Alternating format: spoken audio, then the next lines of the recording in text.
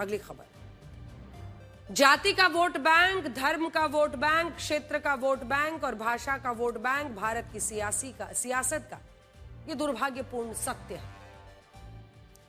अब इस identity politics में सबसे आगे कौन? एआईएमआईएम के नेता असदुद्दीन ओवैसी ने कदम और आगे बढ़ा दिया। कहा कि इस देश के लिए हिजाब वाली प्रधानमंत्री का ख्वाब देखा है उन्होंने। देश का संविधान किसी के बैकग्राउंड के आधार पर किसी नागरिक को कोई पद हासिल करने से नहीं रोकता, लेकिन क्या ओवैसी ने हिजाब वाली प्रधानमंत्री की बात करके संविधान की इस निष्पक्षता के खिलाफ वोट बैंक का ठप्पा लगाने की कोशिश नहीं की? सबसे पहले मैं आपको सुनाती हूं क्या कहा है। पाकिस्तान के संविधान में लिखा हुआ है कि सिर्फ एक ही मजहब का आदमी पाकिस्तान का प्राइम मिनिस्टर या सदर बन सकता है।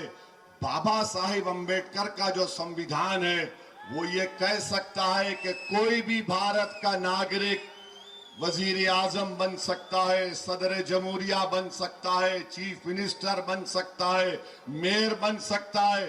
और असदुद्दीन ओवैसी का ख्वाब यह है कि एक दिन आएगा इस देश में इंशाअल्लाह ताला, शायद हम और आप नहीं रहेंगे मगर देखना, एक हिजाब पहनने वाली बेटी इस देश की वजीर आजम बनेगी इंशाअल्लाह ताला। हम नहीं रहेंगे, शायद हम जमीन में जाकर हमारी हड्डियां भी घुल जाएंगी, मगर देखना एक दिन वो दिन आएगा। अरे याद रखो, ये नफरत जो तुम मुसलमानों के खिलाफ भड़का रहे हो, इंशाअल्लाह ताला ये नफरत ज्यादा नहीं चलेगी। जो ओवैसी ने कहा उस पर सवाल इसलिए क्योंकि इसमें मुस्लिम महिलाओं के राजनीतिक सशक्तिकरण से ज्यादा इसकी इस्लामिक पहचान के सशक्तिकरण की बात है।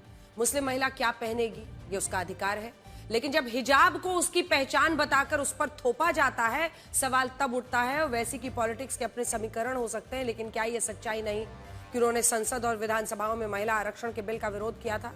33% महिला आरक्षण के विरोध में ओवैसी का तर्क था कि उसमें ओबीसी और माइनॉरिटी कोटा नहीं है।